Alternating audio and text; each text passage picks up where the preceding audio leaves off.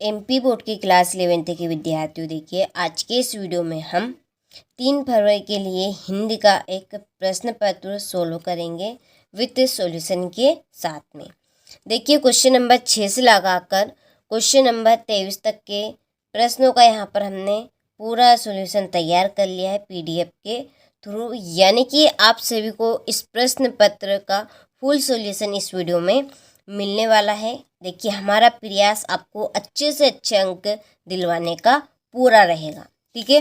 तो चलिए वीडियो को हम शुरू करते हैं और बहुत रिसर्च और कॉन्सेप्ट के अनुसार यहाँ पर हमने ये प्रश्न पत्र यहाँ पे कंप्लीट किया है। तो आप सभी को आपकी वार्षिक परीक्षा के लिए इसको अच्छे से कंप्लीट कर लेना है, ठीक है। तो देखिए पहले प्रश्न में सही विकल्प चुनिए। पहला क्वेश्चन है कि वीर गाथा काल की प्रसिद्ध रचना है। तो वीर गाथा काल की प्रसिद्ध रचना है वो कौन सी आपकी? पृथ्वीराज रासो। दूसरा है मीरा अपना सर्वस्व मानती है। तो मीरा किसको अपना सर्वस्व मानती है? तो देखिए मीरा अपना सर्वस्व मानती है कृष्ण को। तीसरा है हिंदी का प्रथम उपन्यास माना जाता है। तो हिंदी का प्रथम उपन्यास किसको माना जाता है? तो हिंदी का प्रथम उपन्यास परीक्षा गुरु को माना जाता है। चौथा है चित्रपट संगीत का पर्याय कहा गया है। तो चित्रपट संगीत का पर्याय किसे कहा गया है? तो इसका आंसर रहेगा आपका लता मंगेशकर को। पांचवा है पटकथा की मूल इकाई है। तो पटकथा की जो मूल इकाई है वो है आपकी दृश्य। छठा है संक्षेपण का गुण नहीं है। तो संक्षेपण का गुण आपको इसमें से बताना है कौन सा नहीं है। तो 4 ऑप्शन रहेंगे आपके सामने। इसका आंसर रहेगा आपका शुद्धता, ठीक है। चलिए आगे देखिए रिक्त स्थानों की पूर्ति कीजिए। इसका पहला है कि कवि भवानी प्रसाद मिश्र अपने पिता के डेडेडेस पुत्र थे। तो कवि भवानी प्रसाद मिश्र अपने पिता के कौन से पुत्र थे? यदि आपने ये चैप्टर पढ़ा होगा तो आपको पता होगा कि भवानी प्रसाद मिश्र अपने पिताजी के 5वें पुत्र थे। दूसरा है अक्क महादेवी का विवाह जैन राजा, ठीक है, जैन राजा डेडेडेस के साथ हुआ था, ठीक है। तो अक्ल महादेवी थी, उनका विवाह जैन राजा, कौन से जैन राजा के साथ हुआ था? तो उनका नाम है आपका कौशिक, ठीक है। तीसरा है धनराम डेडेडेस दर्जे तक ही स्कूल का मुख देख पाया था। तो जो धनराम जी थे वो कौन से दर्जे तक ही स्कूल का मुंह देख पाए थे? तो तीसरे, ठीक है, तीसरे दर्जे तक, यानी कि यहाँ पर दरवाजे की बात चल रही है, तो तीसरे। चौथा है भारतीय संगीत में मुख्य वाद्य डेडेडेस रहा है। तो भारतीय संगीत में मुख्य वाद्य यानी कि सबसे संगीत में श्रेष्ठ माना जाता है किसको? तो वो है आपकी वीणा, ठीक है। सर्वस्व वीणा से संगीत की पहचान होती है।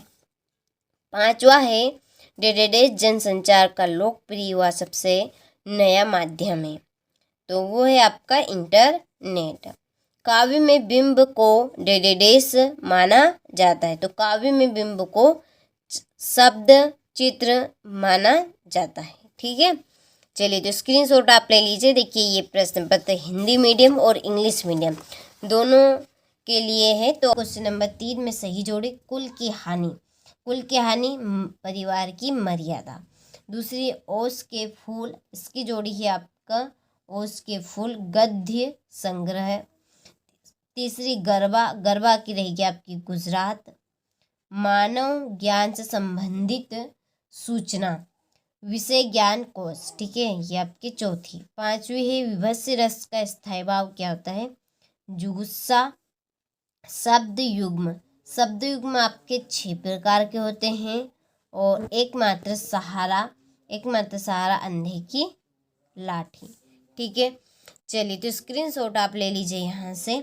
इसके बाद में हमारे एक शब्द या आप एक वाक्य में उत्तर कह सकते हैं। पहला है जगनिक द्वारा रचित कृति का क्या नाम है? तो इसका आंसर रहेगा आपका परमार रासो। दूसरी बार लॉर्ड कर्जन के भारत आने से कौन प्रसन्न ना थे? तो इसका आंसर रहेगा आपका भारतवासी। तीसरा है आलो आधरी किस भाषा का शब्द है? बंगाली भाषा का।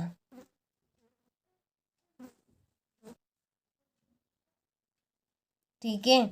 और चौथा हिंदी शब्दकोश में लगभग कितने शब्द हैं?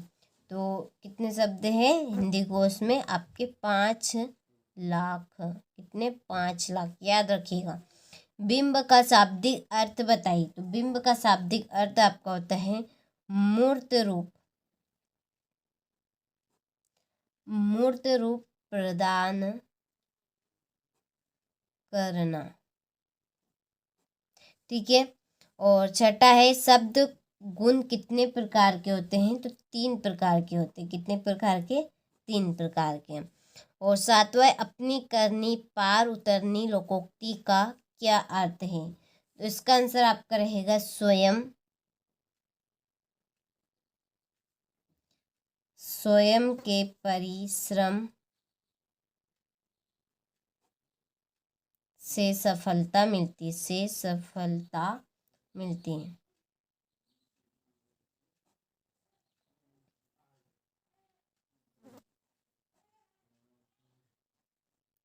ठीक है। चलिए, तो स्क्रीनशॉट आप यहाँ से ले लीजिए। इसके बाद में हमारे हैं सत्य। पहला है धनराम कुशाग्र बुद्धि का बालक था, तो ये आपका असत्य है। दूसरा है कृष्णा सोपती ने देशभक्ति से संबंधित कहानियां लिखी, ये आपका सत्य है। चौथा तातुस ने बेबी को पढ़ने के लिए बंगला अभिधान की पुस्तक दी, ये आपका सत्य है। चौथा टिप्पणी का मुख्य उद्देश्य मामलों को लटकाना है, ये आपका सत्य है। और पांचवा है रोला एक मात्रिक समछंद है, तो ये बात सत्य है। और छठा है राष्ट्रीय भाषा के लिए संपर्क भाषा शब्द का भी प्रयोग होता है, ये बात भी आपकी सत्य है। ठीक है। चलिए, तो स्क्रीनशॉट आप यहाँ से ले लीजिए अच्छे से। इसके बाद में हमारा अगला प्रश्न है प्रगतिवाद के 2 कवि तथा उनकी एक रचना का नाम बताइए। दूसरा है कबीर ने अपने को दीवाना क्यों कहा है। आठवां द्विवेदी युग की गद्य की कुछ विशेषताएं लिखिए। आठवां शिव शंभू की 2 गायों की कहानी के माध्यम से लेखक क्या कहना चाहता है। सुनील कौन था, उसने बेबी की सहायता किस प्रकार की। इंटरनेट पत्रकारिता ने दुनिया को किस प्रकार समेट लिया, उदाहरण सहित स्पष्ट कीजिए। और महाकाव्य एवं खंड काव्य में अंतर लिखिए। लक्षणा शब्द शक्ति की परिभाषा उदाहरण सहित लिखिए। ठीक है। यह आपका 14वां प्रश्न रहा। 15वें प्रश्न में वाक्य परिवर्तन है। और 16वें प्रश्न में है भवानी प्रसाद मिश्र या दुष्यंत कुमार का काव्यगत परिचय निम्न बिंदुओं के आधार पर देना है। इसी तरह से क्वेश्चन नंबर 17 में है बाल मुकुंद गुप्त तथा प्रेमचंद का काव्यगत परिचय निम्न बिंदुओं के आधार पर देना है। और 18वें प्रश्न में संवाद लिखना है आपको इंटरनेट के उपयोग पर भाई बहन के मध्य। ठीक है। और क्वेश्चन नंबर 19 में है अपठित गद्यांश, इसको आपको अच्छे से पढ़ना है। इसके नीचे प्रश्न दिए गए हैं, वो प्रश्न आपको इसी में से कंप्लीट करने हैं। ठीक है। ये रहे इसके प्रश्न। और यहाँ से देखिए ये आपका अथवा है।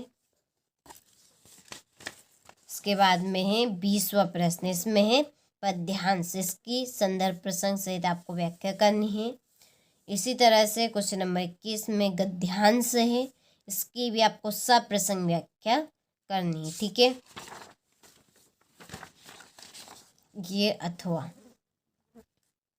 फिर क्वेश्चन नंबर 22, इसमें स्थानांतरण प्रमाण पत्र प्रदान करने हेतु प्राचार्य को आवेदन पत्र लिखिए। और क्वेश्चन नंबर 23 में निबंध कंप्लीट करना है। ठीक है।